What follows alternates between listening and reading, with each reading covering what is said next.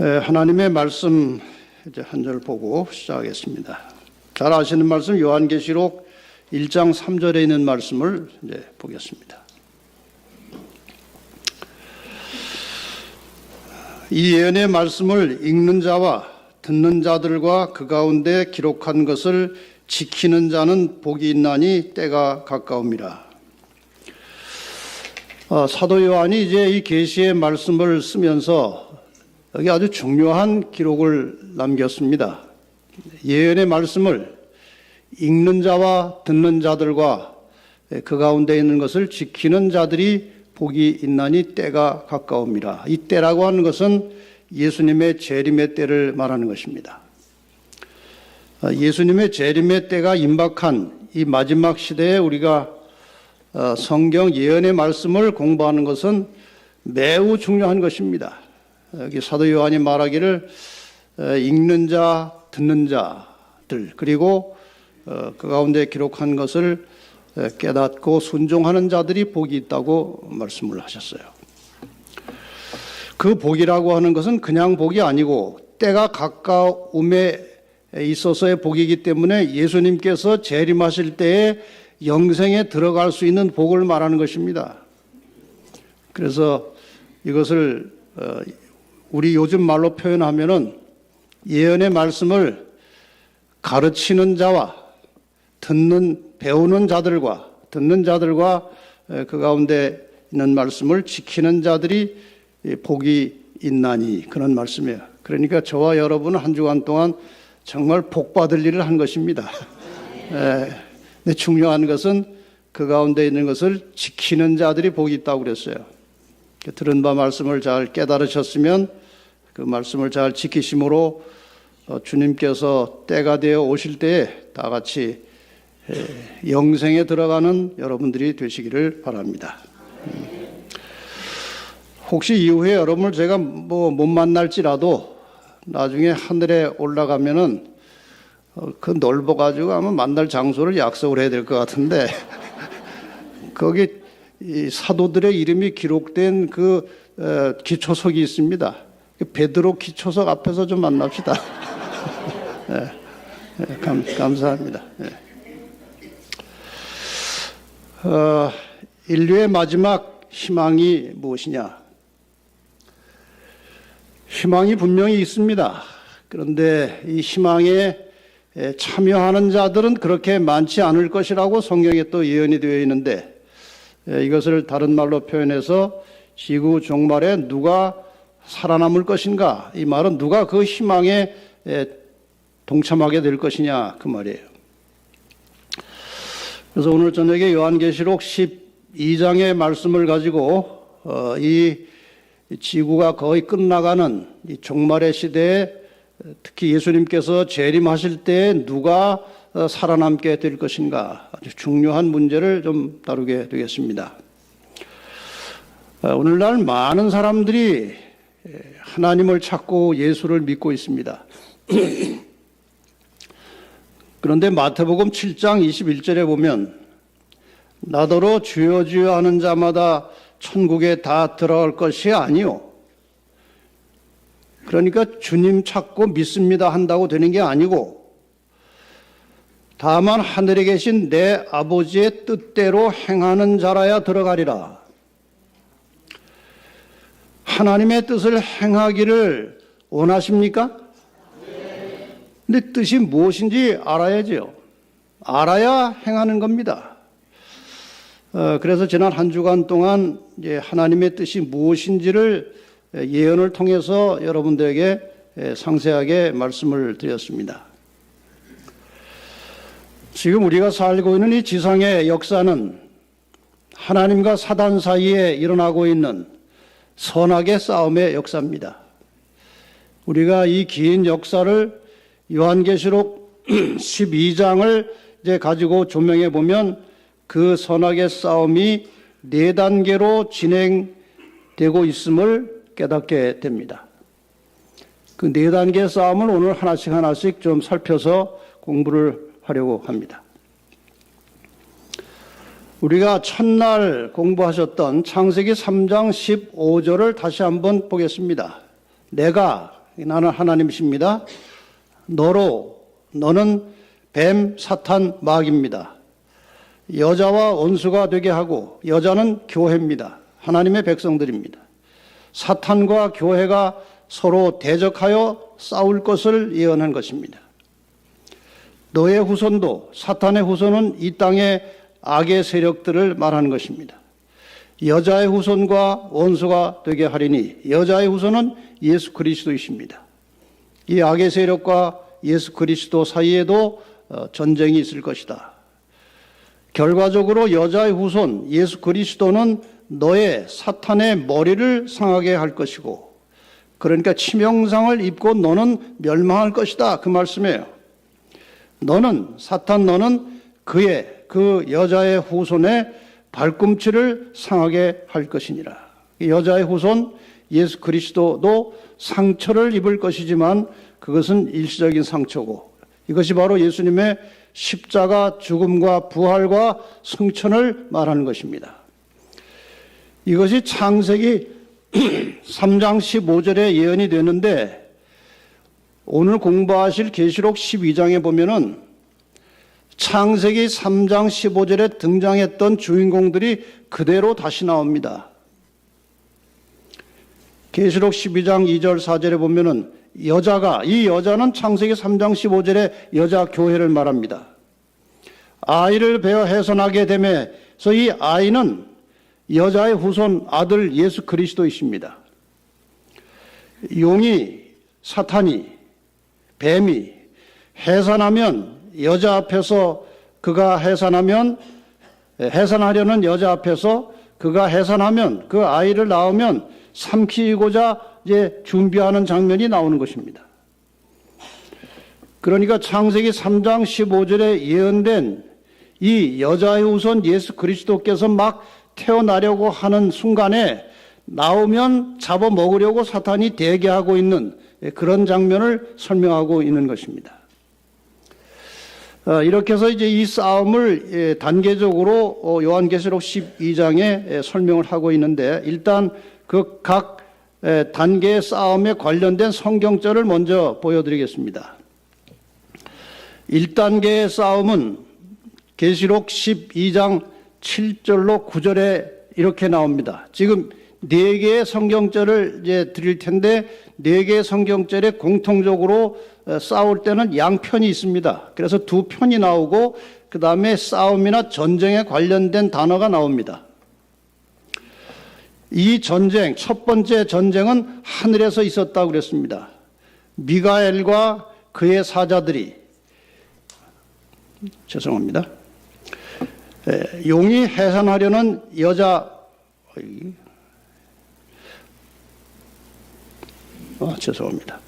하늘에 전쟁이 있었는데 미가엘과 그의 사자들이 용으로 더불어 싸울세 용과 그의 사자들도 싸우나 이기지 못하여 다시 하늘에서 저에 있을 곳을 얻지 못한지라. 그리고 이제 내어 쫓기는 장면이에요. 이것은 여러분이 그동안 많이 들으신 말씀대로 지구가 창조되기 전에 하늘에서 천사장 루스벨이 하나님과 같이 되고자 하는 마음을 품게 되었고, 그 자기의 마음을 감추고 교묘한 방법으로 주변의 천사들을 미혹해서 하나님께 대해서 서서히 대적하는 분위기를 만들었습니다.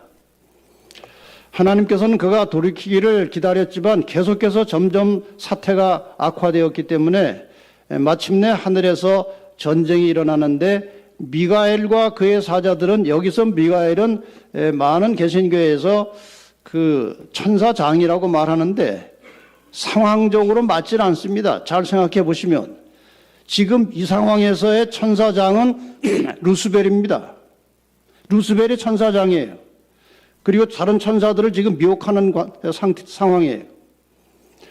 미가엘은 천사장이 아니고, 여기 성경에 엘자가 들어가는 것은 그 하나님이라는 뜻이에요. 여기 미가엘이라는 말은 누가 하나님과 같으냐 그 말이에요. 그것은 천사장 루스벨이 아니고 또 다른 천사장도 아니고 하나님이신 예수 그리스도를 말하는 것입니다. 누가 하나님과 같으냐? 이 미가엘은 예수님께서 전쟁할 때 사용하시는 이름이에요. 예수님과 다른 천사들이 루스벨과 그 미혹된 천사들과 싸웠고 루스벨과 미혹된 천사들이 하늘로부터 쫓겨났다. 그것이 첫 번째 싸움이에요. 그 다음에 이제 두 번째 싸움이에요. 방금 보셨던 성경절입니다. 좀 전에. 용이 해산하려는 여자 앞에서 그가 해산하면 그 아이를 삼키고자 하더니 여자가 아들을 낳으니 이는 장차 철장으로 만국을 다스릴 남자라. 이건 예수 그리스도를 가리키는 것입니다. 그 아이를 하나님 앞과 그 보좌 앞으로 올려가더라. 그 예수께서 승천하실 것까지 여기 지금 되어 있는 것입니다. 그 다음에 세 번째 단계입니다. 세 번째 단계는 예수님께서 하늘로 올라가신 다음에 이 땅에 교회가 탄생하게 되죠. 그래서 예수님과 싸우다가 이제 패배한 사탄이 이 땅에 남겨진 교회를 핍박하는 장면입니다. 용이 자기가 땅으로 내어 쫓긴 것을 보고 남자를, 그 아이, 여자의 후손을 낳은 여자를, 교회를 핍박하는지라. 여기 길게 설명이 나오는데 나중에 좀 다시 설명을 더 드리겠습니다. 어쨌든 세 번째 싸움은 사탄과 교회가 싸우는 것입니다. 그 다음에 네 번째 싸움에 대해서 12장 17절에 나옵니다. 용이 여자에게 분노하여 돌아가서 그 여자의 남은 자손 곧 하나님의 계명을 지키며 예수의 증거를 가진 자들로 더불어 싸우려고 바다 모래 위에 섰더라. 이것이 네 번째 마지막 싸움이에요. 그러니까 네 번째 싸움은 용이 여자의 남은 자손을 공격하는 것입니다. 자, 이 네 성경절을 가지고 이제 여러분들에게 잘 읽어드렸으니까 퀴즈를 해보겠습니다. 첫 번째 싸움은 누구하고 누가 싸운 것이었습니까? 용과 미가엘이 싸웠죠. 두 번째 싸움은요, 용과 아이, 여자의 후손입니다. 싸웠고, 세 번째 싸움은 용과 여자, 교회입니다. 네 번째 싸움은 용과 남은 자손이 싸우는 겁니다. 이것이 지구 역사에서 전개되어 온 선악의 싸움이고 앞으로 남은 싸움이에요. 이것을 하나의 도표로 설명하면 이런 그림으로 그릴 수가 있습니다. 선과 악, 여자와 용이 싸웁니다. 지금 보신 대로 역사적으로 4단계의 싸움이 진행되고 있습니다. 1단계 싸움은 지금 방금 공부하신 대로 용과 미가엘이 싸웠습니다. 용이 패배해서 쫓겨났습니다. 이 하늘에서 있었던 첫 번째 싸움 후에 창조가 있었습니다. 지구 창조가 있었습니다. 창조되자마자 얼마 안 돼서 인간이 타락하게 된 기록이 창세기 3장에 나온 것입니다. 그 인간이 창조된 지 얼마 안 돼서 타락했다는 것을 어떻게 알 수 있느냐 하는 거예요. 아담과 하와가 성인으로 창조됐습니까? 아기로 창조됐습니까? 어떻게 알아요? 만드시고 둘이 합하여 결혼식을 했습니다. 그런 거 보니까 성인으로 창조된 것입니다. 또 하나의 질문이에요. 만약에 인간이 타락하지 않았을 경우에 자식을 낳습니까? 안 낳습니까? 잘 모르겠어요. 하나님께서 말씀하셨잖아요. 범죄하기 전에 생육하고 번성하여 땅에 충만하라 했기 때문에 자녀를 낳습니다. 범죄한 후에 더해진 것은 잉태 자체가 아니고 잉태와 해산의 고통이 따르게 된 것이고, 범죄하지 않았으면 아주 쉽게 고통 없이 아이를 낳을 수 있었습니다. 성인으로 창조되었기 때문에 적어도 1년 안에는 아이가 하나 있어야 되는데, 지금 타락할 당시에 아이가 없었으니까 창조된 지 얼마 안 돼서 사탄이 지구에 들어온 것이 확실합니다. 자, 어쨌든 인간을 타락시키고 범죄하도록 하는데 사탄이 성공을 했습니다. 이렇게 해서 사람이 죽게 되자마자 하나님께서 선언하신 것이 창세기 3장 15절이고 죽을 수밖에 없는 이 불쌍한 인생들, 내가 사랑하는 인생들을 살려내시겠다고 하나님께서 작정을 하시고 창세기 3장 15절을 말씀하신 거예요. 이렇게 해서 타락하여 죽게 된 인간을 구원하시기 위해서 예수께서 오시겠다는 것이 여자의 후손의 출생을 예언한 것입니다. 사탄이 에덴 동산에서 하나님께서 그 사탄에게 뱀에게 하시는 말씀을 다 들었고 뜻을 알았을 것입니다. 여자의 후손이 누군지 사탄이 모를 리가 없어요. 이 여자의 후손이 나타나면 자기의 머리를 상하게 한다고 그랬습니다. 자기의 머리를 상하게 할 예수께서 탄생하자마자 죽이려고 한 겁니다. 누구를 통해서 죽이려고 했어요? 헤롯을 통해서 죽이려고 했죠.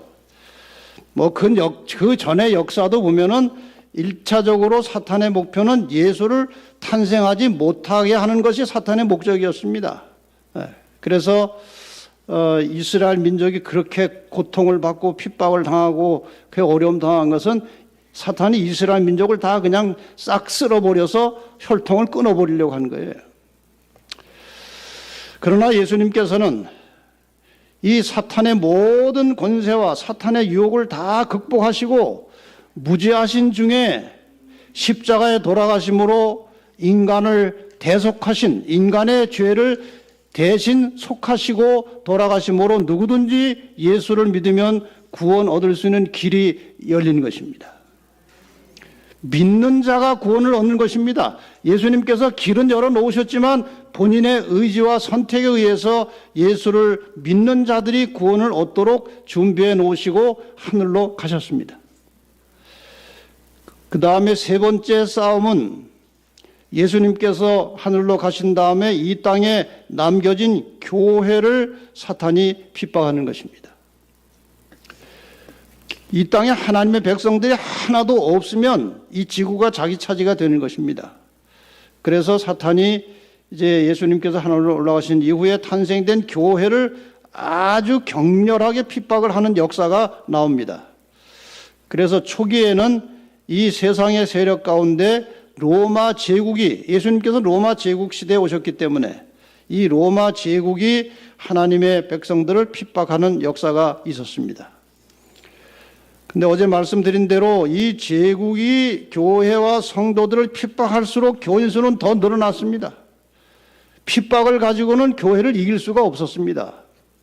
그래서 사탄이 전략을 바꾸어서 교회를 타락하게 만들고 교회에 자유를 주고 교회에 부를 주고 교회에 권세를 주고 해서 교회를 타락하게 만든 다음에 이 타락한 교회가 하나님의 백성들을 핍박하는 역사가 다시 시작이 되었습니다. 그것이 로마 교회입니다. 이 가톨릭입니다. 이렇게 해서 교회가 무수하게 많은 생명을 잃어버렸습니다. 수많은 그리스도인들이 로마 교회에 의해서 죽었고 고문을 받고 재판을 받고 죽었습니다. 그러다가 1798년에 이제 교황 비오 6세가 몰락함으로 이제 교회는 다시 이제 힘을 가지고 살아나서 온 세상에 기독교가 전파되는 시대가 왔습니다. 이 온 세상에 기독교를 전파하는 일에 있어서 그 초석을 놓은 나라가 미국이라는 나라입니다. 교회가 완전히 유럽에서 쓸어버림을 당할 뻔했어요. 근데 아까 계시록 기록에 보면은 땅이 여자를 도와서 그 뱀의 입에서 토한 강물을 삼키니 이렇게 돼 있어요. 그러니까 이 핍박을 통해서 교회를 쓸어버리려고 했는데 이 교회가 다시 살아나는 것은 이 미국 청교도들 때문에 살아난 것입니다. 그래서 미국이라는 나라가 이제 시작이 돼서 교회는 다시 큰 힘을 가지고 온 세상에 전파가 되는 것입니다. 근데 사탄이 이제 또 이 미국에 있는 기독교를 비롯해서 이 전 세계의 교회를 이제 타락시키고 세속화시키는 일을 부지런히 열심히 했어요. 그래서 이 세상에 존재하고 있는 대부분의 기독교회가 사탄의 수중에 들어가 갈 정도로 타락하고 배도하고 진리를 다 가려놓고 있는 시대가 되었습니다. 그래서 사탄이 이제 이길 것 같은 생각이 들었는데 뭐가 또 하나 남은 것입니다.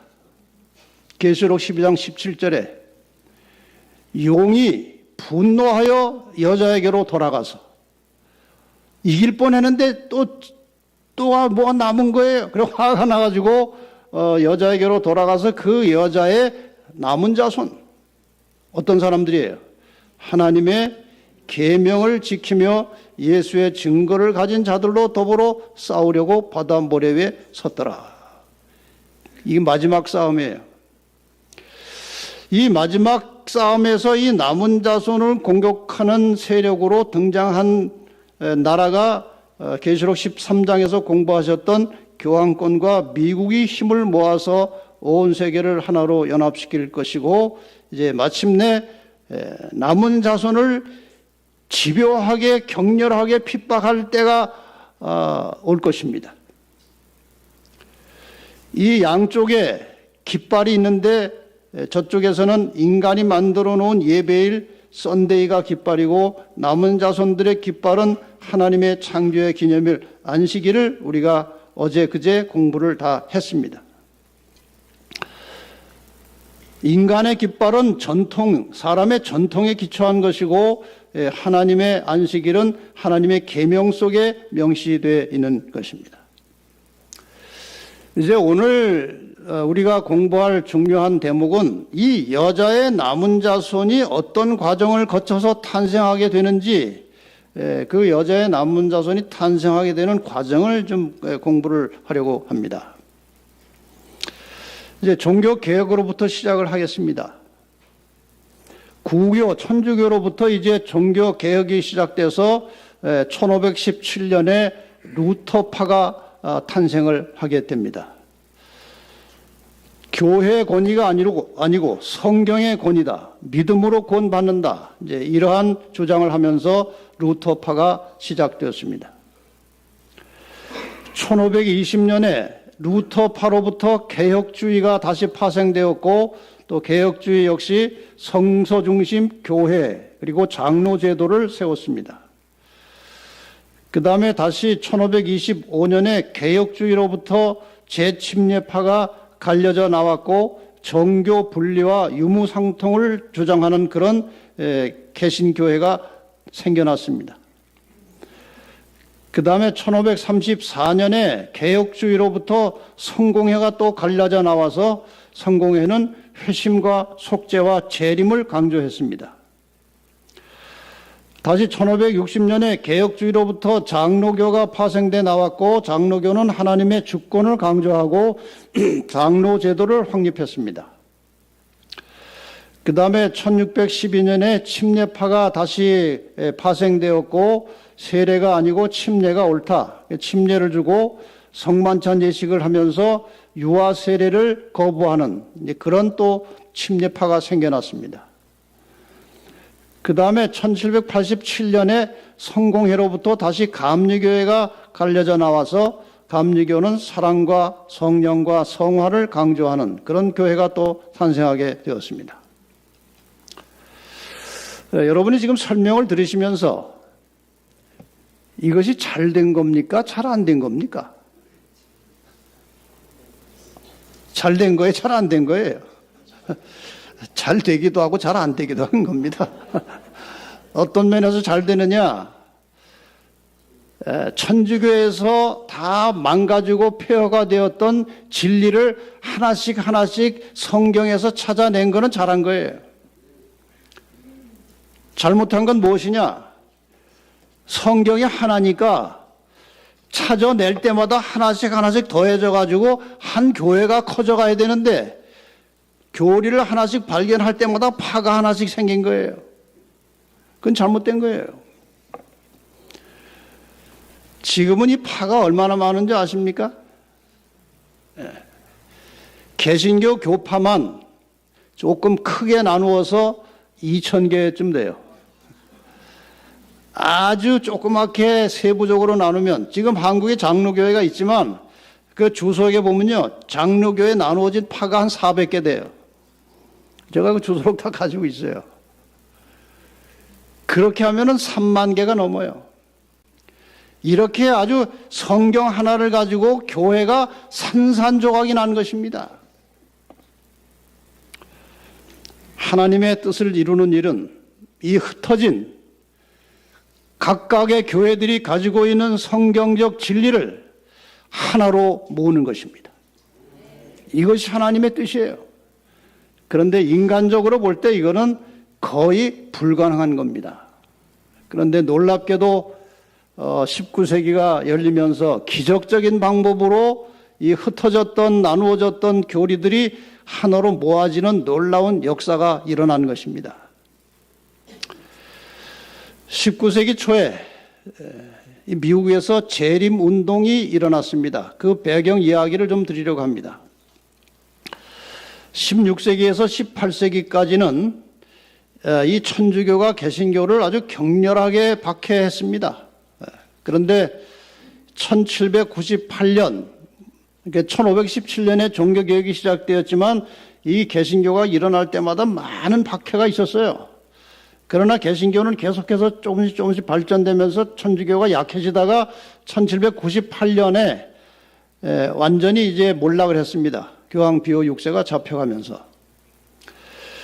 그래서 이제 마침내 18세기 후반부터 시작해서 성경이 번역되고 그동안 어려운 라틴어로 되어 있어서 평교인들이 볼 수 없었던 성경책을 일반인들이 서서히 보기 시작했고, 그 다음에 1804년에 대형 성서 공예가 발족이 되고 서서히 성경이 대량으로 생산되면서 많은 사람들이 성경을 자유롭게 볼 수 있는 시대가 됐어요. 윌리엄 밀러라고 하는 사람이 꽤 경제적으로 여유가 있었던 것 같아요. 자기 먹고 살 것은 충분하게 있었는지 다른 일을 하나도 하지 않고 한 3년 가까이 1816년부터 1818년까지 성경만 연구했어요. 성경과 성경을 비교해가면서 또 여러 가지 그 성경 주석들을 봐가면서 아주 열심히 성경을 연구했는데 이 윌리엄 밀러가 특별히 예언을 연구를 많이 했어요. 그러다가 다니엘서 8장 9장에 나오는 2300주야 예언을 연구해 보니까 예수님이 오실 때가 된 것 같다는 생각이 들었어요. 다니엘 8장 14절에 보면 2300주야까지니 그때야 성소가 정결하게 되리라는 말씀이 나와요. 그래서 윌리엄 밀러가 이 성소가 정결하게 된다는 것이 무엇인가를 생각하다가 이 지구가 깨끗하게 된다는 것으로 해석을 한 거예요. 그 당시에는 아직 성소에 대한 지식이 없었던 때입니다. 그래서 이 성소 정결을 지구가 깨끗하게 되는 것이고 이 지구가 깨끗하게 되는 것은 예수님이 재림하심으로 되는 것이 아닌가. 그래서 2300주야가 끝나면서 예수님께서 재림하실 것이다. 그런 이제 가정을 한 겁니다. 그런데 성경의 하루, 1주야는 1년이라고 여러분이 배우셨기 때문에 그 적용하면은 2300주야는 2300년입니다.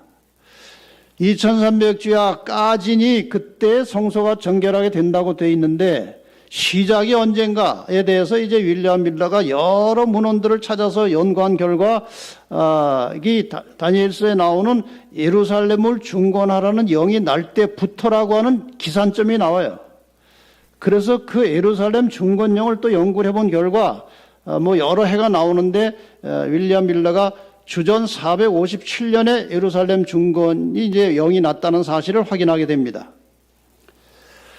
그럼 457년 주전부터 시작해서 2300년이 지나고 나면은 얼른 계산하면 1843년이 나와요.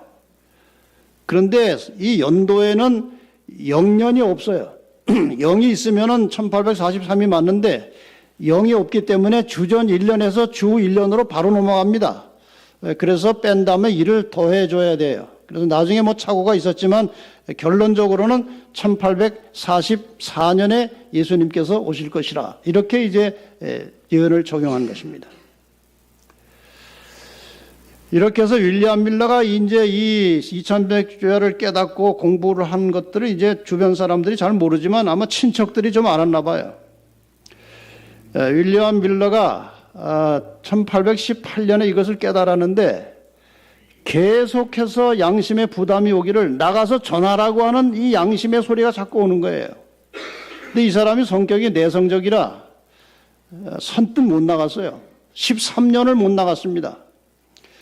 그래서 그런 부담 때문에 이제 1831년에 윌리엄 밀러가 기도를 드렸어요.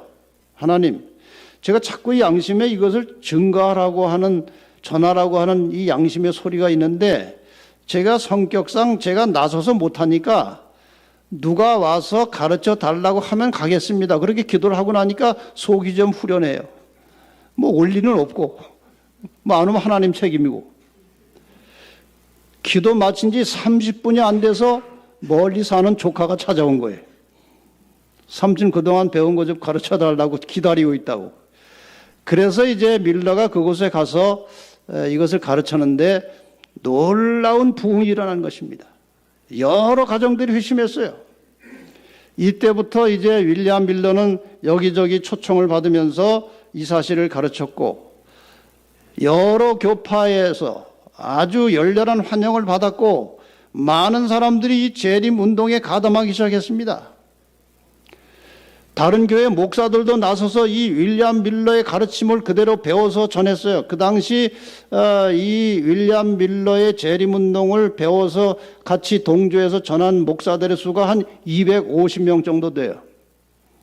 각 교파별로 감리교회에서 제일 많이 나왔습니다. 44%, 침례교, 조합교회, 크리스찬교, 장로교, 성공회, 화란개혁교회, 루터교회, 그리고 퀘이커 교도들 이렇게 해서 꽤 여러 교파에서 목사들이 같이 동조해서 이 윌리엄 밀러의 재림 기별을 전하기 시작했어요. 그런데 언제부턴가 변화가 온 것입니다. 이런 과정 속에서 어느 때부터 이 재림 운동에 가담한 사람들에 대해서 박해가 시작이 됐어요. 교회에서 쫓아내는 것입니다. 재림운동에 가담하면 쫓아내는 거예요. 여기 그 당시 이제 그 분위기에 대해서 각 시대 대쟁투에 이렇게 기록하고 있습니다. 온갖 반대가 있음에도 불구하고 재림운동에 대한 관심은 계속하여 증가되었다. 수십 명으로부터 수백으로 그리고 수천 명으로 회중들은 증가되었다. 여러 교회로부터 찬동자들의 수가 크게 증가되었으나 5만 내지 10만이 같이 동참했다고 그랬어요.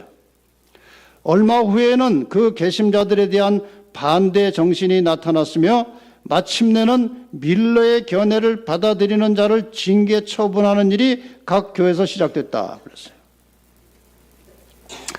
그러니까 여러분이 그림을 이렇게 상상하시면 됩니다.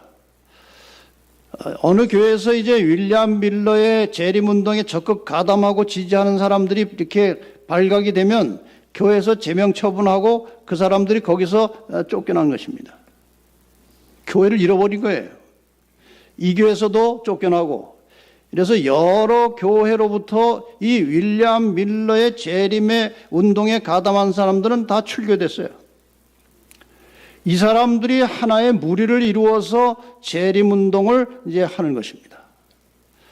그런데 D-Day가 있었습니다. 1844년으로 했는데 나중에는 대속죄일을 기준으로 해서 날짜까지 정했는데 그 날짜가 1844년 10월 22일입니다. 이 사람들이 얼마나 열렬하게 기다렸느냐, 얼마나 확신을 했느냐. 1844년에 재림운동에 가담한 사람들은 봄에 파종을 하지 않았다고 그래서 씨를 안 뿌렸어요. 왜 안 뿌렸을까요? 씨 뿌리기 전에 주님이 오시기 때문에. 제사는 다 바쳤습니다. 거의 다. 다 바치고 10월달까지 먹을 거 남겨두고 다 바쳤어요. 근데 종종 혹시나 해서 남겨둔 사람도 있었다고 그랬어요. 많은 사람들이 다 바쳤어요. 드디어 1844년 10월 20일이 온 거예요. 이제 재림을 기다리던 사람들은 뭐 그날 확신을 했으니까요. 아침부터 나가서 이제 기다리는 거예요. 근데 어제 떴던 해하고 똑같은 해가 저쪽에서 올라오는데 아무 징조가 없어요. 중천을 지나가는데 뭐 나팔 소리도 없고 아무것도 없어요. 드디어 해가 넘어가는데 아무 사인이 없는 것입니다. 그러다가 밤 12시가 됐어요. 그 당시 밤 12시는 새로운 하루가 시작되는 시간이에요. 여러분 그 실망이 어떻게 됐는지 상상할 수 있겠습니까? 주변 사람들이 얼마나 조롱했겠어요. 미쳤다고, 정신 나갔다고. 근데 확신하고 기다렸는데 안 오신 거예요.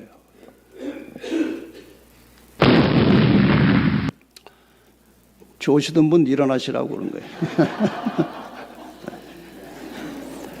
대실망을 한 것입니다. 얼마나 큰 실망이에요. 이 사람들이 어느 정도로 이제 확신했는가. 미국 어디에 이 유적지가 있다고 그래요. 저는 아직 못 가봤는데 승천 바위가 있다고 그래요. 이때 재림을 기다리는 사람들이 하늘이 넓게 열려서 퍼져 보이는 넓은 바위에 올라가서 재림을 기다렸다고 그랬어요. 하늘을 쳐다보고 오실 것 같으니까. 안 오셨어요.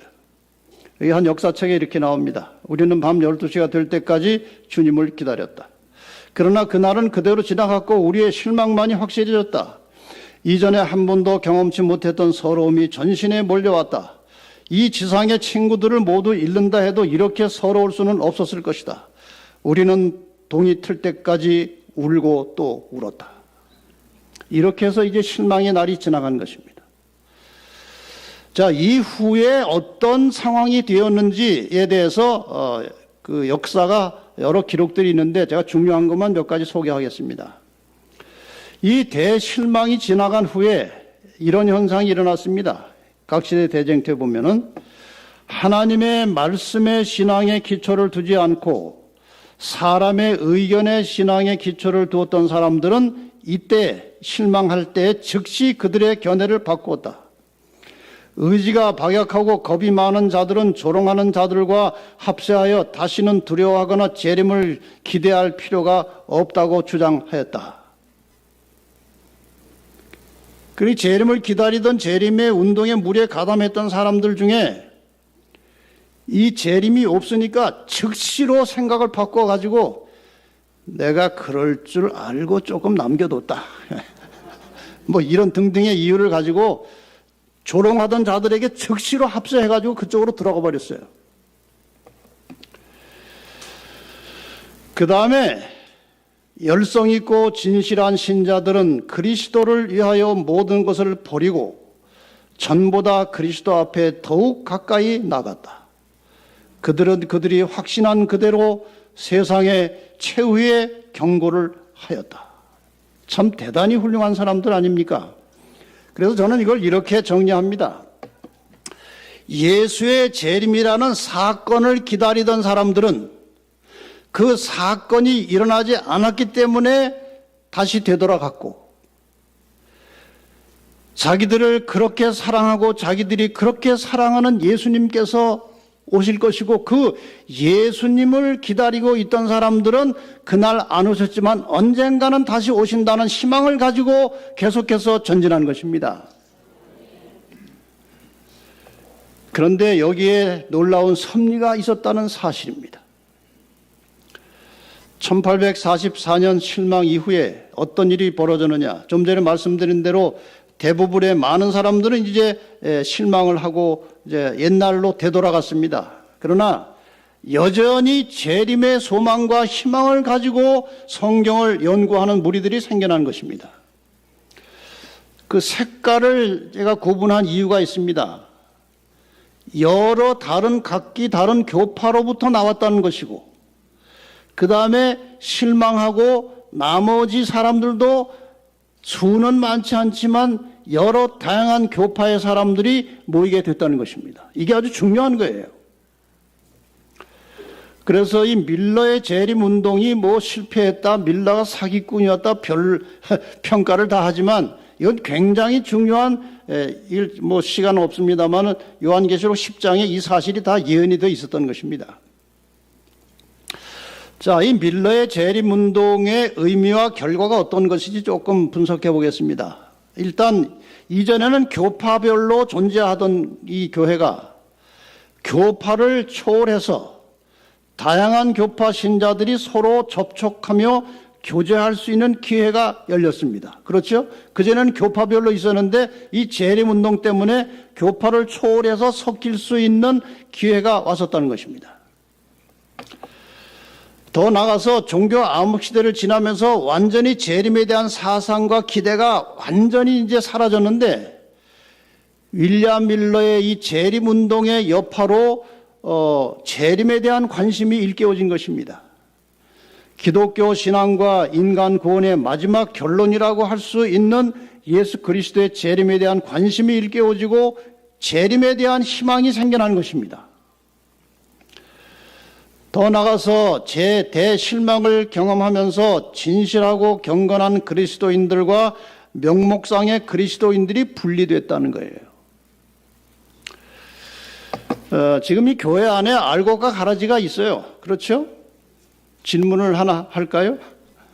알곡이 더 많아요? 가라지가 더 많아요? 대답이 어렵죠? 가라지가 많다고 하자니 그럼 당신은 뭐요? 그럴 것 같고 알곡이 많다고 하자니 현실이 그렇지 않은 것 같고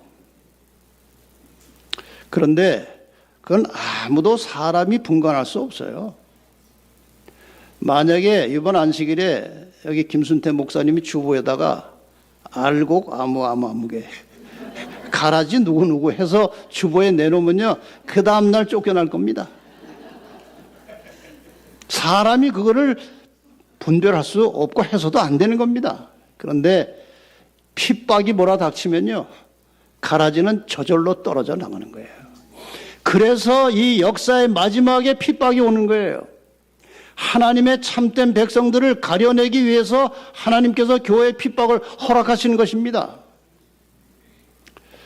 그래서 이 대실망을 통과하면서 경건한 그리스도인들이 분리돼서 나타나게 되는 것입니다.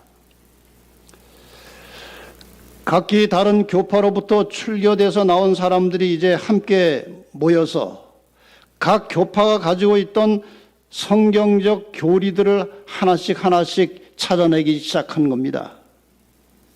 대단히 중요한 역사적 사건이 일어나고 있었던 것입니다. 여러분 이 사진은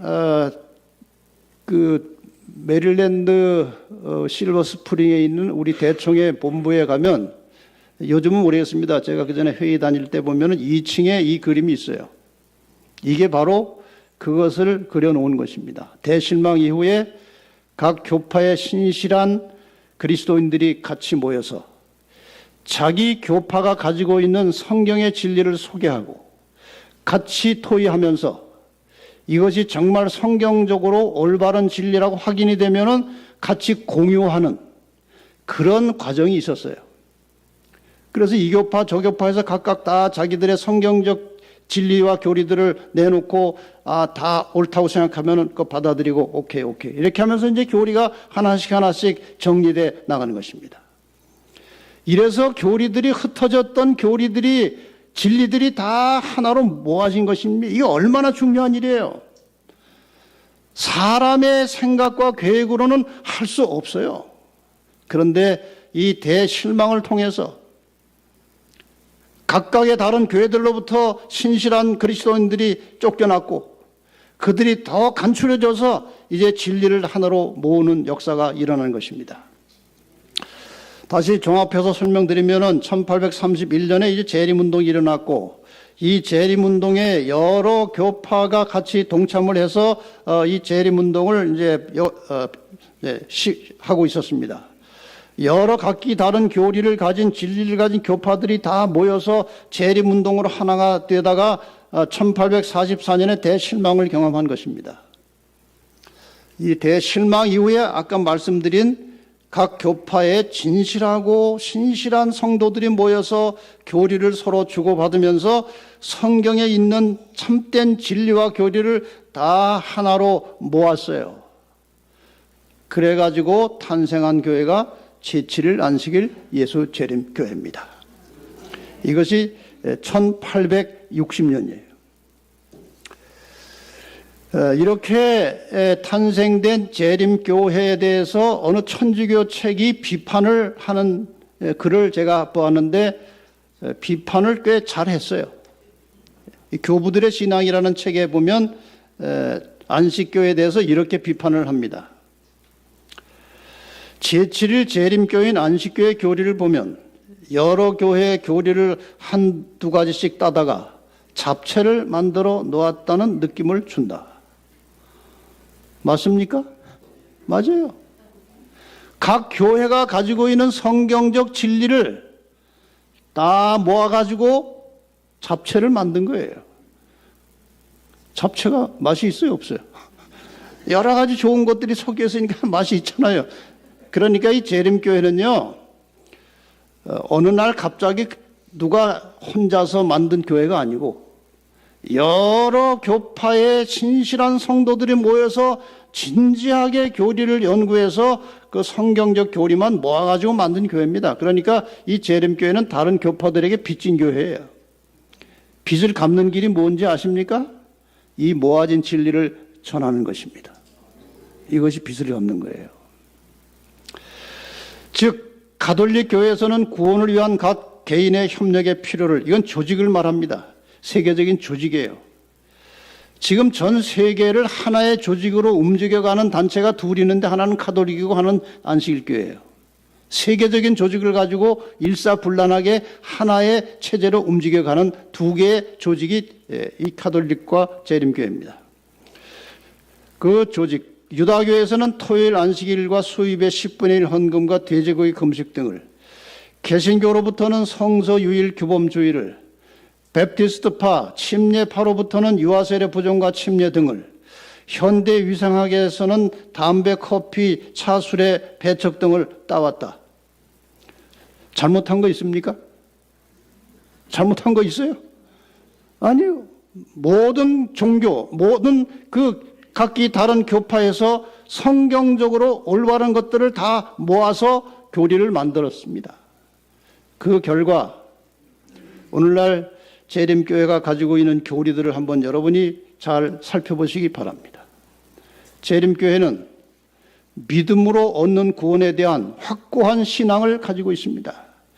많은 사람들이 안식일교회가 율법주의라고 하는데 전혀 그렇지 않아요. 물론 초기에 우리가 이제 이런저런 교리가 발전하는 과정에서 변화는 있었지만 현재 재림교회가 가지고 있는 구원과는 완전히 믿음으로 얻는 구원입니다. 그 다음에 다른 교회가 거의 잘 제대로 알지 못하고 있는 성소의 진리를 아주 깊이 확실하게 정리한 교회가 재림교회입니다. 그 다음에 성경 예언을 이렇게 역사적으로 성경적으로 정확하게 풀어서 가르치는 교회는 이 땅에 존재하지 않습니다. 여러분 한 줄 동안 들어보시면 이게 얼마나 정확한 예언입니까? 예언을 가지고 있어요. 대부분의 교회가 영혼은 불멸을 가르칩니다. 이거는 사실 안식일 문제보다 더 심각한 문제예요. 사람이 죽으면 영혼이 분리돼서 천국에 가든지 지옥에 가서 영혼이 불탄다. 이런 가르침은 성경과 맞지 않는 것입니다. 성경을 잘못 해석하고 있는 거예요. 아니 사람이 태어나서 100년도 제대로 못 살고 살다가 죽는데 그 100년도 안 되는 죄값을 가지고 뜨거운 지옥불에서 영원히 태우는 게 하나님과 맞지 않는 것입니다. 그거는. 재미있는 얘기 하나 해드릴게요. 성경을 보면은 제일 지옥에 먼저 간 사람으로 생각되는 사람이 누구예요? 가인이. 가인이 아마 제일 먼저 갔을 것 같아요. 그럼 그 영혼이 지옥에 가서 탄다면은 지금 가인은 지금까지 타고 있는 거예요. 한번 상상해 보세요. 그게 올바른 건지요. 근데 이제 사실이라고 생각하고 가정해 봅시다. 가인이 그냥 지금까지 그러니까 막 6천년 가까이 타는 거예요. 근데 한 5천 몇백 년 지났는데 말이에요. 누가 하나 험하게 생긴 것이 들어오는데 아주 안 좋게 생겼어요. 그래서 야, 너 이리 와봐. 거기 제일 고참이 가인이니까요. 너 여기 어떻게 들어왔어? 그래서 사람 좀 죽여서 들어왔어요. 너 이름 뭐야? 히틀러입니다. 몇 명 죽였어? 한 600만 죽였어요. 그래? 야, 이거 하나님 이상하네. 나는 지금 하나 죽였는데 내가 5천 몇백 년을 타고 있는데 말이야. 아, 너는 600만 죽였는데 나보다 덜 타네? 여러분, 사람이 죽으면 영혼이 분리돼서 지옥 간다는 사상은요, 이거는 완전히 사탄의 생각입니다. 네. 대부분의 교회가 영혼 불멸을 가르쳐요. 근데 재림교회는 영혼 멸절을 가르치고 죽었다가 주님 오실 때 부활하여 하늘에 간다는 것을 가르치는 것입니다. 가정 문제, 건강 문제, 모든 인간의 생존의 기초가 되는 것입니다. 여기에 대해서 많은 이 재림교회 신조들이 있고 많은 가르침이 있어요. 재림과 부활, 영혼 불멸을 가르치면요, 재림이 아주 설명이 어려워요. 부활도 설명이 어려워요. 제가 오늘 개신교 목사님하고 공부하다가 예수님께서 재림하실 때 부활하는데 당신들 믿고 있는 대로 천당에 그 영혼들이 있다면은 그게 어떻게 되는 겁니까? 그랬더니 설명을 하는데 하늘에 올라간 영혼들이 예수님 재림하실 때 같이 다 내려와서 각자 자기 무덤 속으로 들어가서 육체와 결합해서 부활한다는 거예요. 얼마나 이상합니까? 재림 부활을 이 재림교회처럼 확실하게 믿는 교회가 별로 없어요.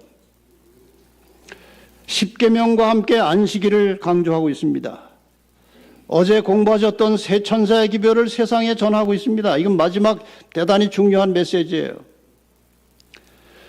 그런데 참 이상한 것은요, 분명히 계시록 14장에 천사 셋이 나타나서 각각 메시지를 전하니까 세 천사가 나오잖아요. 그런데 이상하게 어느 개신교회도 세 천사라는 말이 없습니다. 이상하지 않습니까? 이 교회가 이 기별을 세상에 전하고 있는 거예요. 세례 대신 침례를 주고 성만찬을 하는 것입니다. 이것이 재림교회예요. 여러분, 이 교회에 속한 것을 감사하십니까? 네. 자다가 잠깐 깨도 감사하세요. 하나님, 제가 이렇게 재림성도가 돼서 참 감사합니다. 네. 이 교회가 어떤 교회인지 잠깐 소개해드리겠습니다. 이 안식일교회에 대한 권위 있는 문서들을 보면 다 똑바로 증언을 하고 있습니다. 옥스포드 기독교회 사전에 그들은 성경이 신앙과 행실에 모호한 규칙을 제공하며 그리스도의 재림이 임박하였음을 믿는 충실한 개신교 단체다. 종교사전에 비록 어떤 기독교인들은 그들을 이단이라고 비난하나 그들의 신학은 본질적으로 정통이다. 영국 백과사전에 재림교인들은 모든 기독교인들이 지니고 있는 기본 신앙을 똑같이 가지고 있고 신구약 성경의 권위를 받아들인다. 이것이 객관적인 평가예요. 그래서 이 재림교회를 이단이라고 하는 그 한국에서 출발점을 보면은 교인들이 자꾸 성경을 공부해서 재림교회로 넘어가니까 그것을 막으려고 시작된 것이 이단 시비예요. 제가 다 연구해서 자료를 다 가지고 있습니다. 이런 교회가 세계적인 이제 선교를 위해서 본부를 두고 전 세계가 하나의 목표를 가지고 일사불란하게 움직여 갑니다. 1년에 한 번씩 각국의 모든 연합회장들과 지도자들이 대총회 본부에 모여서 앞으로 다가올 1년의 선교를 계획하고 사업들을 서로 의논하고 이제 합의해서 결의를 합니다. 5년에 한 번씩은 전 세계의 모든 대표자들이 함께 모여서 또 진지하게 앞으로 5년의 활동을 어떻게 할 것인지 연구하고 계획하고 결의를 해서 결의된 대로 시행을 하는 것입니다. 왜 이렇게 전 세계가 같이 움직이느냐? 어제 말씀드렸던 그 세 천사의 기별이 그 성격이 여러 나라와 족속과 방언과 백성에게 전할 영원한 복음이기 때문에 어느 특정한 국가나 민족에 국한돼서 이것을 전하면 안 되고 전 세계가 똑같이 세 천사의 기별을 전해야 되기 때문에 이런 세계적인 조직을 가지고 움직여가고 있는 하나님의 교회입니다. 그래서 대총회를 중심으로 지금 미국의 메릴랜드에 대총회가 있고 그 다음에 각 지역 북미지회, 중미지회 그리고 남미지회, 트랜스 유럽, 유로아프리카지회, 서중앙아프리카지회, 동중아프리카지회, 남인도양지회, 유로아시아지회, 남아시아 북아태지회 그리고 남아태지회, 남태평양지회 전 세계를 이렇게 13개의 구역으로 나누어서 일사불란하게 이 복음을 전하고 있습니다. 제가 제 사무실 직원에게 이 재림교회가 들어간 나라들에다가 표시를 한번 해보라고 이제 숙제를 줘서 전 세계 그 각 나라들의 재림교회가 들어간 나라들의 점을 찍었는데 거의 다 들어갔습니다. 나라에서 법적으로 막고 있지 않은 한 재림교회는 들어가는 것입니다. 그래서 좀 오래된 통계인데 2021년 말에 212나라에 들어갔고 18만 2천 개의 교회에서 2,200만의 성도들이 535개 언어를 가지고 세 천사의 기별을 전하고 있습니다. 이 교회를 제대로 아는 사람들은 얼마나 이 교회를 좋아하는지 모릅니다. 여기 블루존 프로젝트라고 해서 이 세계에서 일어나고 있는 굉장히 이 인간의 그 복지와 인간의 건강에 관련된 좋은 메시지들을 전하는 블루존 프로젝트가 있어요. 거기에 한 강사가 이제 강연하는데 들어보니까 이런 거예요. 잘 들어보십니다. 댄 뷰트너라는 강사가 이제 강의를 하는 것인데 한번 봅시다. 그래서 우리는 다시 데이터를 살펴봤습니다. 우리는 캘리포니아 로마린다 근처에 제7위 안식일 예수재림 교인들이 있는 미국의 최고 장수 마을을 찾아냈습니다. 제7위 안식일 예수재림 교인들은 보수적인 기독교인들입니다. 이분들은 금요일 해질 때부터 토요일 해질 때까지 안식일을 지킵니다. 거룩한 24시간이라고도 불리웁니다. 안식일 교인들에게는 몇 가지 관습들이 있습니다. 이 습관들이 이곳 사람들을 다른 곳들에 비해 오래 살게 해줍니다. 미국 여성들의 평균 기대 수명은 80세입니다. 하지만 안식일 교인 여성들은 89세입니다. 이 격차가 남자들에게선 더욱 큽니다. 안식일 교인 남자들은 보통의 미국 남자들보다 거의 11년 정도를 더 오래 삽니다. 이 그래프는 30년 동안 7만 명의 사람들을 조사하여 만들었습니다. 신뢰하셔도 좋습니다. 저는 안식일 교인들이 블루존 계획에 시사하는 바를 정확하게 보여준다고 생각합니다. 안식일 교인들은 아주 다양한 인종으로 구성된 사회입니다. 백인, 흑인, 히스패닉, 아시안 등이죠. 안식일 교인들이 가지고 있는 유일한 공통점은 아주 작은 습관들을 가지고 있다는 것입니다. 이것은 그들의 생활 속에서 익숙해진 풍습과 같은 것들입니다. 성경이 이분들의 식습관에 아주 직접적인 영향을 끼쳤습니다. 창세기 1장 26절에서 하나님은 야채와 씨앗을 이야기하고 녹색 식물에 대해서 이야기했지만 분명 고기는 거론하지 않았습니다. 안식일 교인들은 성경 말씀을 아주 진지하게 받아들입니다. 일주일에 24시간 동안은 아무리 바쁘고 아무리 피곤하더라도 아이들이 어딜 가자고 보채더라도 모든 것을 멈추고 하나님께 집중합니다. 또한 그들이 좋아하는 것들 중에 하나는 자연에서 산책하는 것입니다. 그것도 어쩌다가 한 번씩 하는 것이 아니라 평생 동안 그렇게 하는 것입니다. 힘든 것도 아니고 돈이 들지도 않습니다. 또한 안식일 교인들은 다른 안식일 교인들과 친하게 지냅니다. 안식일 교인들의 파티에서는 사람들이 술을 마시며 취해서 휘청거리는 것을 볼 수 없습니다. 대신 이분들은 다음에 산책할 장소에 대해 이야기하며 레시피를 교환하고 당연히 기도를 합니다. 그러면서도 서로에게 심호하면서도 다양한 방법으로 영향을 끼칩니다. 좀 더 나오는데 그냥 여기서 끝내겠습니다. 이 재림교회 신앙을 제대로 받아들이고 이 재림교회의 교리들과 신조들을 잘 순종하면 세상에서 가장 멋진 젠틀맨이 되는 것입니다. 인정하십니까? 제가 그 많은 개신교회 지도자들이나 목자들하고 이제 자주 만나고 제 사무실에도 오고 교류가 참 많이 있어요. 그분들이 한 1, 2년 같이 교제하면요, 나중에 다 고백합니다. 한국의 교회는 희망이 없는데 이 안식일 교회가 희망입니다. 그래, 그게 사실이에요.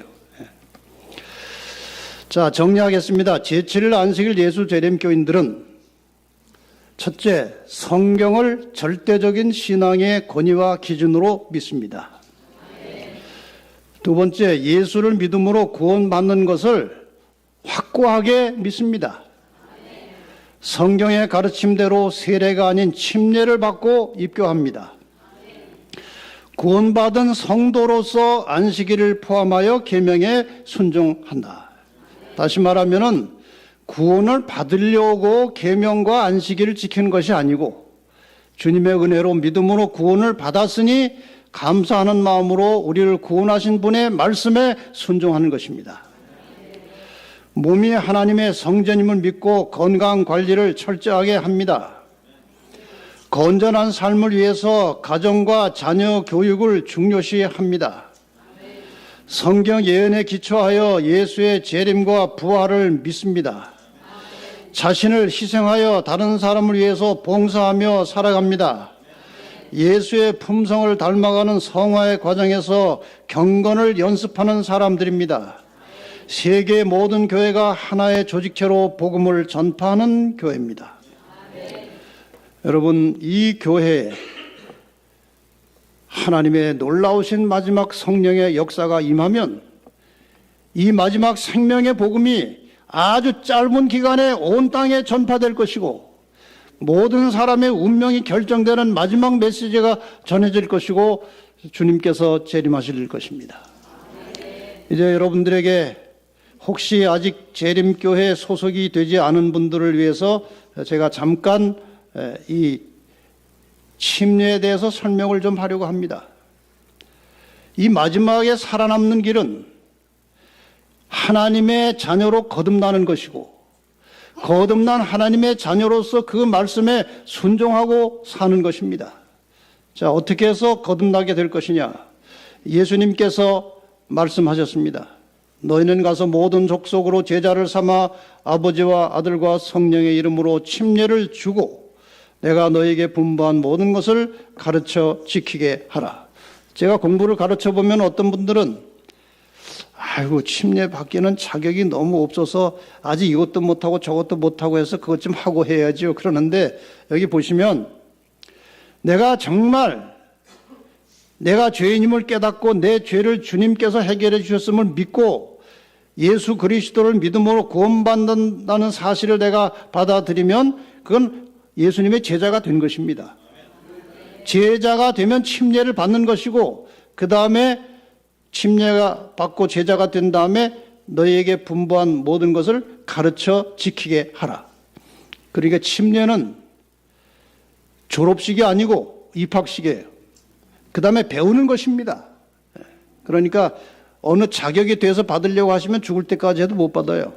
내가 정말 주님 믿고 주님의 자녀가 되겠다. 아주 양심적으로 솔직하게 그런 마음이 있으면은 침례를 받고 이제 그 다음부터 하나씩 배우면서 순종하는 것입니다.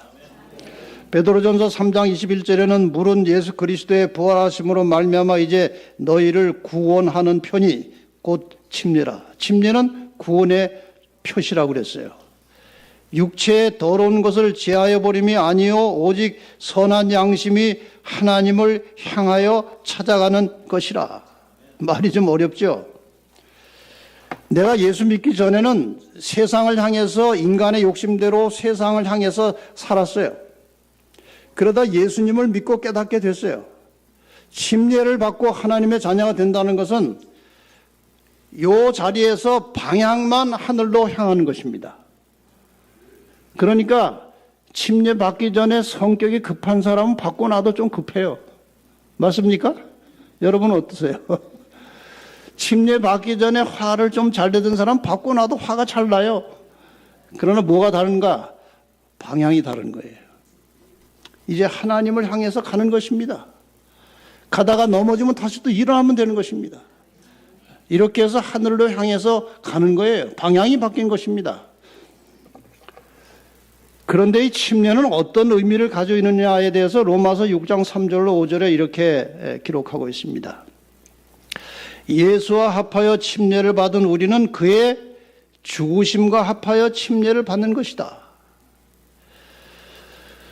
그 다음에 그러므로 우리가 그의 죽으심과 합하여 침례를 받음으로 그와 함께 뭐가 됐다고요? 장례식을 한 것입니다. 그 다음에 만일 우리가 그의 죽으심과 같은 모양으로 연합한 자가 되었으면 또한 그의 부활과 같은 모양으로 연합한 자도 되리라. 그러므로 침례라고 하는 것은 예수님의 죽으심과 장사 지냄과 부활을 우리가 경험하는 것입니다. 그림으로 설명하면 이렇습니다. 저 예수님께서 돌아가신 것은 우리의 죄값 때문에 돌아가신 거예요. 그러므로 우리가 예수님의 십자가 앞에서 그리스도를 믿게 된다는 것은 내가 죽었다는 것입니다. 내가 죽어야 되는데 예수님이 대신 죽었고 나도 이제 죽었다는 거예요, 상징적으로. 그래서 이 죽음에 대해서 갈라디아 2장 20절에 이렇게 말씀하십니다. 내가 그리스도와 함께 십자가에 못 박혀 하나니 그런즉 이제는 내가 산 것이 아니요, 이 말은 죽었다는 거예요.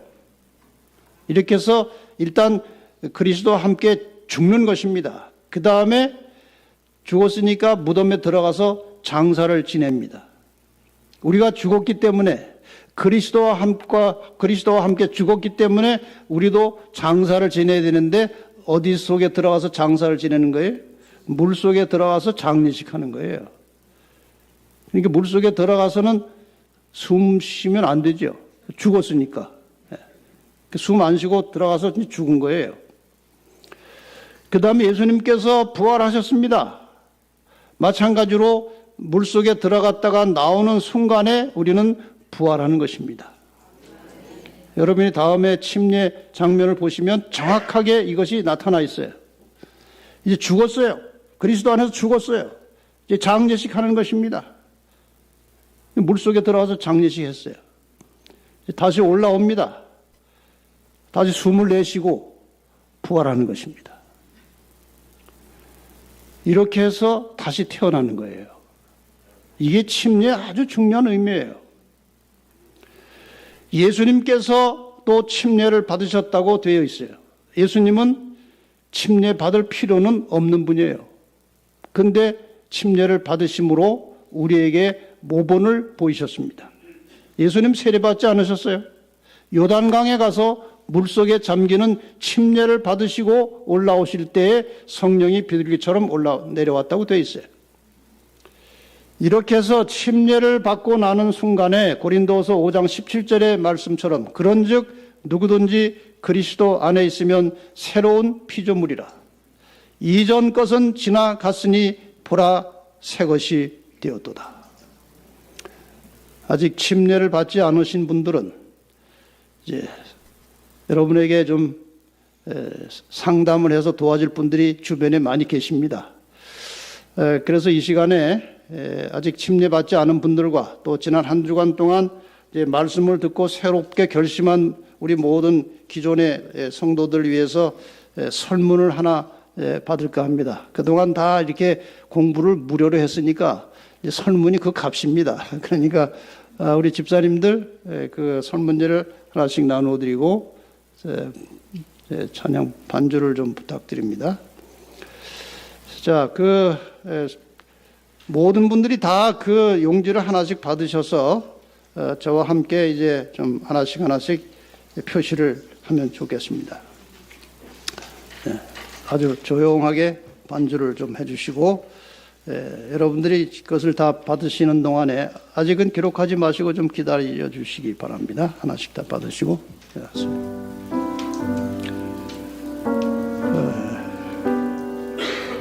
주님께서는 오늘도 우리 모두가 다 주님 앞에 돌아오기를 기다리고 계십니다.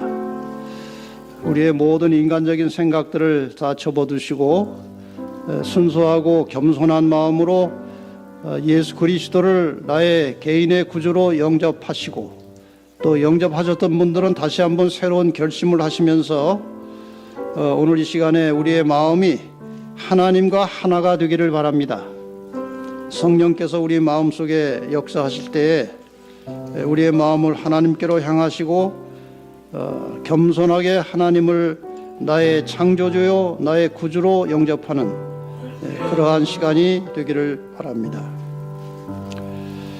이제 각 항목을 제가 읽겠습니다. 여러분이 표시를 해주시기 바랍니다. 첫째 항목, 나는 창세기 3장 15절에 예언된 여자의 후손이 예수 그리스도이시며 우리의 구주이심을 믿는다. 두 번째, 지구 인류의 역사는 선악간에 일어나는 대쟁투의 역사이며 마지막에 예수님과 그 백성들이 분명히 승리할 것을 믿는다. 세 번째, 나는 평생 동안 진실한 믿음을 가진 하나님의 자녀로 살기를 원하며 하나님의 말씀에 기쁨으로 순종하기를 원한다. 네 번째, 이번 기간에 공부한 말씀을 잘 이해하였으며 하나님의 자녀로 거듭나는 것은 물과 성령으로 이루어짐을 믿는다. 다섯 번째, 안식일 준수 문제에 대해서 좀 더 깊이 공부하기를 원한다.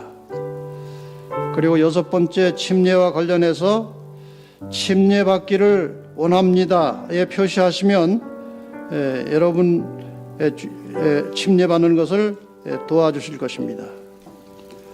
아직 준비가 안 됐더라도 좀 더 성경을 공부해서 언젠가 조만간 침례받기를 원하면 거기에 표시해 주시면 되겠습니다. 그 다음에 개인적으로 상담을 원하시면 거기에 표시해 주셔서 이름과 연락처를 좀 잘 기입하셔서 제출해 주시면 제가 제출된 모든 문서를 다 모아서 이제 기도하고 마치겠습니다. 기도할 때 마치겠습니다. 자, 우리 집사님들은 다니시면서 기록된 용지를 거두어서 앞으로 가져다 주시기를 바랍니다.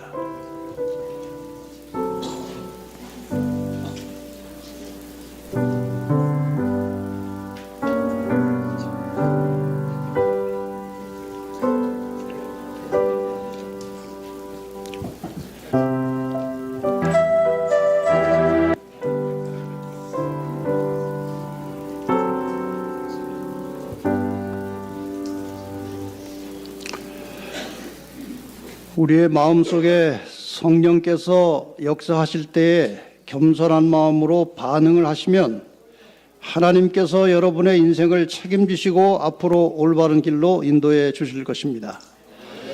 누구든지 사람 앞에서 나를 시인하면 나도 하나님 앞에서 저를 시인할 것이라고 주님께서 말씀하셨습니다. 이 시간에 우리가 다 겸손한 마음으로 하나님을 나의 구주로 창조주로 인정하시고 시인하심으로 오늘 이 저녁에 여러분 모두가 다 하나님의 자녀로 새로 거듭나는 그런 성령의 역사의 경험이 있게 되기를 바랍니다. 소리를 좀 줄여주시고요. 우리의 구원은 어느 누구도 대신하거나 책임질 수 없는 것입니다. 교회나 어떤 교단이 우리의 구원을 책임질 수 없습니다. 목사가 우리의 개인의 구원을 보장해 주지 않습니다. 자신의 구원 문제는 스스로 책임을 지고 결정해야 하는 중대한 문제입니다. 예수님께서 진리가 너희를 자유케 하리라고 말씀하셨습니다. 교회나 목자를 잘못 만나면 왜곡된 진리를 배울 수도 있습니다. 그래서 모든 성도들은 간절한 심령으로 하나님께 기도하면서 진리를 찾아야 합니다. 성령께서 진리를 찾는 자들을 진리 가운데로 인도해 주실 것입니다. 현재 믿고 있는 말씀에 만족하지 마시고 더 밝은 빛을 찾아보시기 바랍니다. 하나님께서 여러분의 길을 인도해 주실 것입니다. 마지막에 살아남을 자손들은 하나님의 계명을 지키는 자들이라고 하였습니다. 하나님을 사랑하는 마음으로 그분의 계명에 충실한 자녀들이 되시기를 간절히 바랍니다.